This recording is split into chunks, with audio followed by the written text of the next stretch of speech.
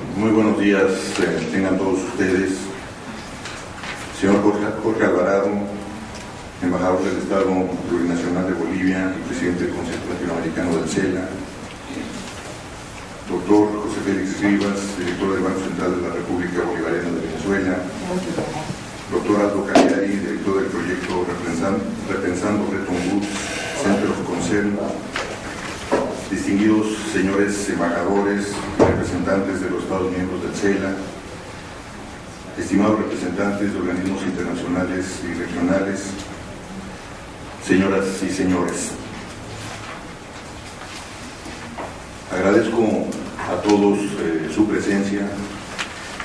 y por ser esta la primera vez que participan en los trabajos de nuestro organismo,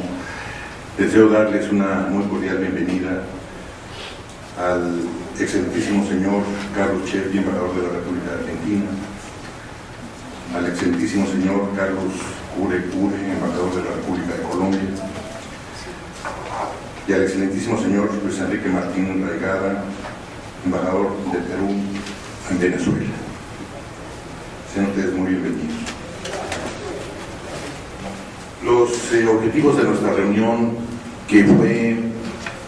aprobada por el Consejo Latinoamericano en su reunión de octubre del año pasado, nos parece que fue afinada, fue conveniente y fue oportuna que nuestros Estados miembros se hayan pronunciado por convocar a esta reunión, diríamos con una gran proximidad a la creación de la CELAC. Constituye una reiteración del interés por avanzar en la materia de integración y cooperación de América Latina y el Caribe. La reunión de estos 2 días tiene una agenda que me parece de la mayor relevancia, como es examinar el estado actual de la coyuntura económica internacional, los efectos de esta situación global y los impactos que se han derivado de la misma. Por otro lado, analizar los esfuerzos y los avances en materia de integración y cooperación que en el ámbito regional se han venido desarrollando, y finalmente, y lo que estimaría yo como más importante de la reunión, es intercambiar experiencias sobre cómo consolidar, fortalecer y llevar adelante estos deseos, estos intentos de una mayor integración y cooperación monetaria y financiera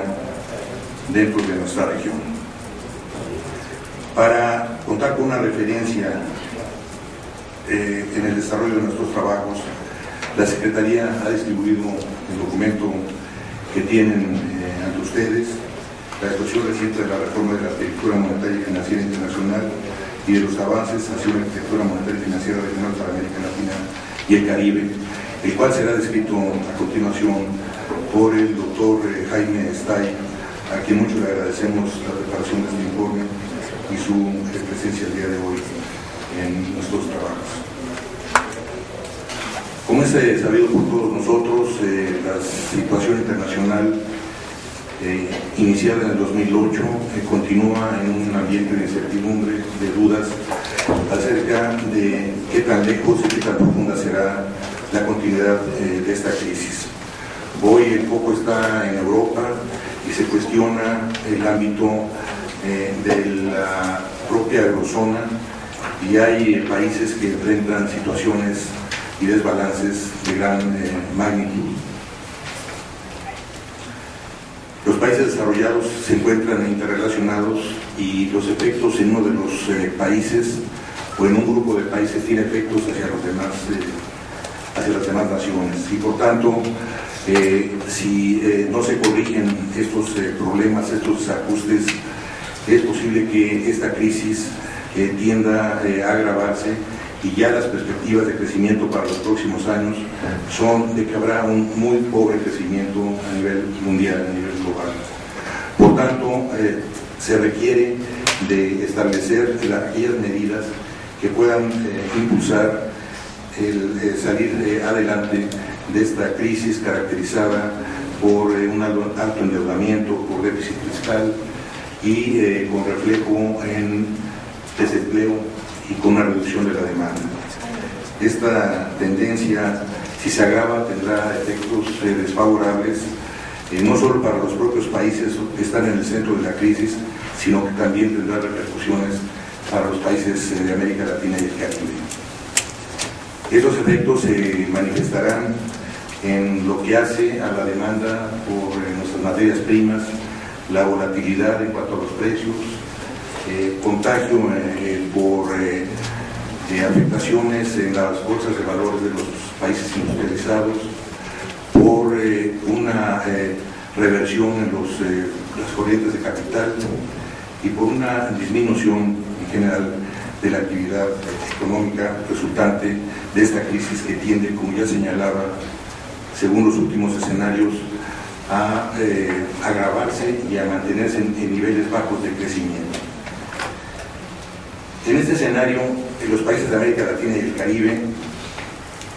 tienen el compromiso de avanzar, y así se ha establecido, se ha identificado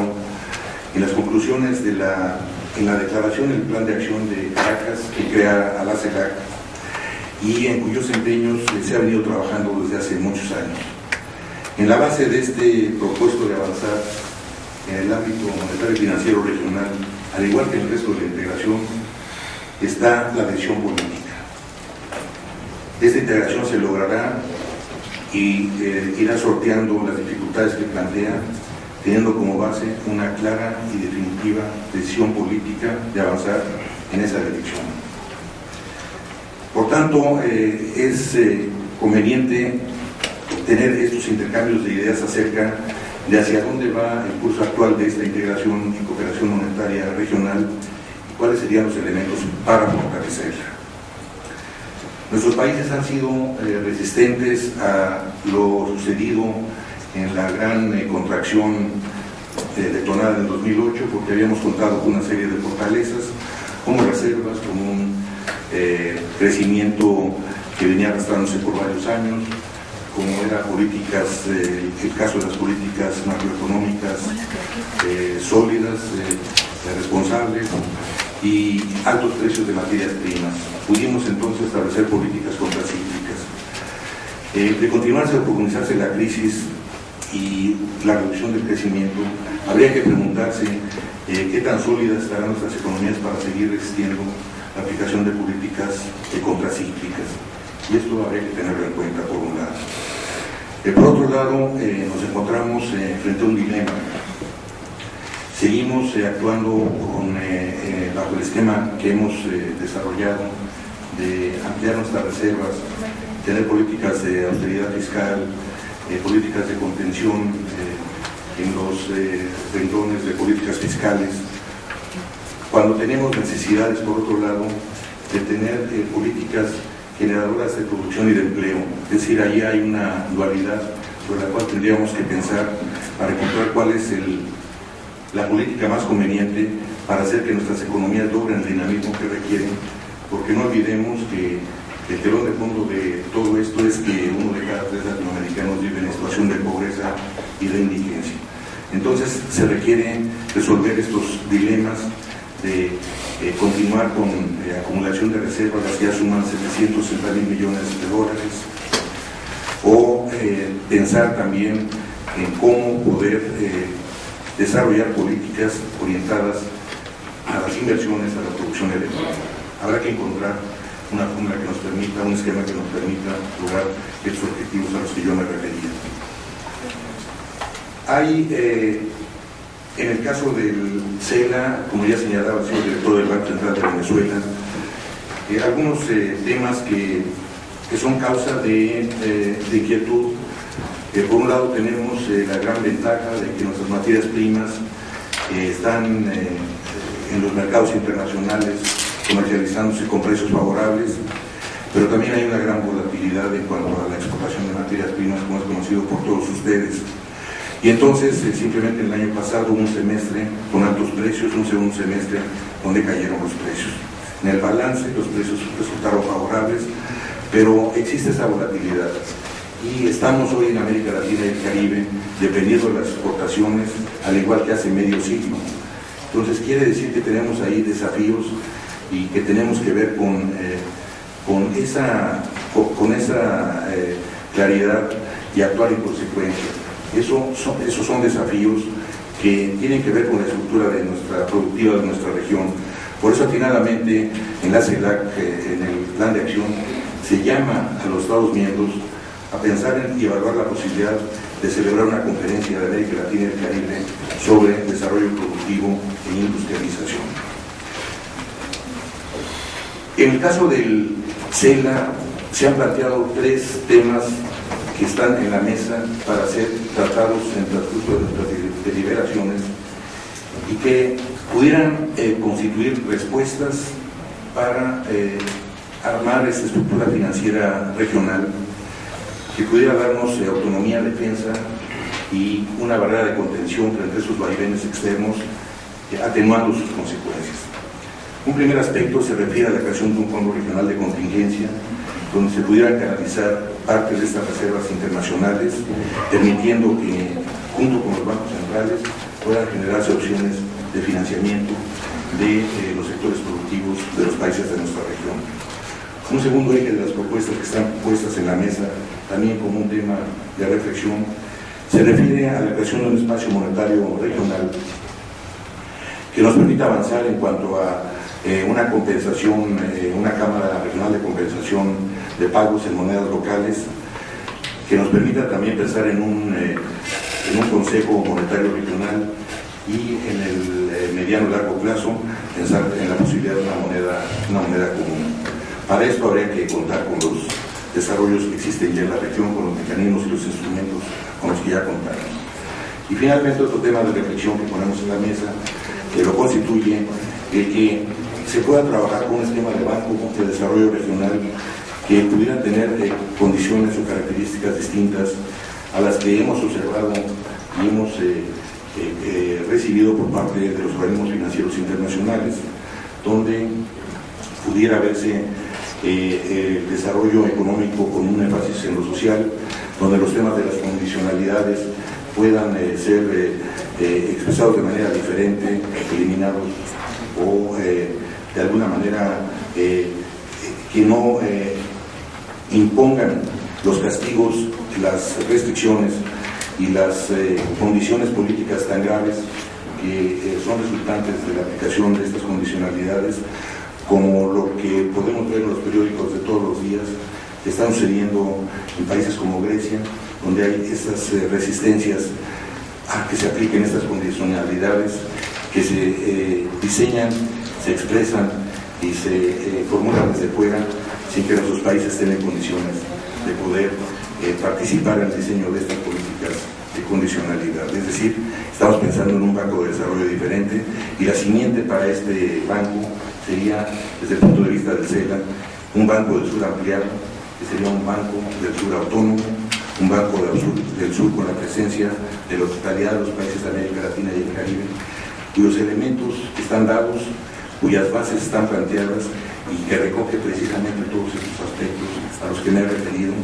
de que se dirija hacia la realización de proyectos nacionales, considerando los aspectos sociales, cuidando el medio ambiente, protegiendo nuestra diversidad, tomando en cuenta las diferencias y las simetrías entre nuestros países. Son estos temas de reflexión, son propuestas. Por supuesto, tendríamos que tomar en cuenta y examinar cuáles son todos los avances que se han logrado, que son muchos, en el ámbito del Sucre, en el ámbito del Banco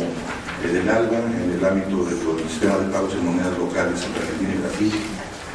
y en el contexto del convenio de pagos y créditos recíprocos de ALAD, junto con lo que están haciendo nuestras instituciones financieras vinculadas a los procesos de integración subregional. Creo que todo esto debería de examinarse, ponerse en contexto, conocer los avances, los desafíos que existen en todos estos instrumentos y en base a ello ir pensando en cómo armar esta nueva estructura monetaria y financiera regional para América Latina y el Caribe. Señor Presidente, para concluir, quisiera simplemente agradecer a los funcionarios que vienen de capitales, como son los señores viceministros de algunos de nuestros países, como son los vicegobernadores de algunos de nuestros países, agradecerles la presencia también a otros funcionarios que llegaron de los Estados miembros del CELA para estar presentes en esta reunión, y desear que como resultado de esta reunión se logren ideas, iniciativas y propuestas que sirvan a todos nuestros países para transitar más aceleradamente en este gran objetivo que todos compartimos, es el de la integración de América Latina y el Caribe. Muchas gracias, señor presidente.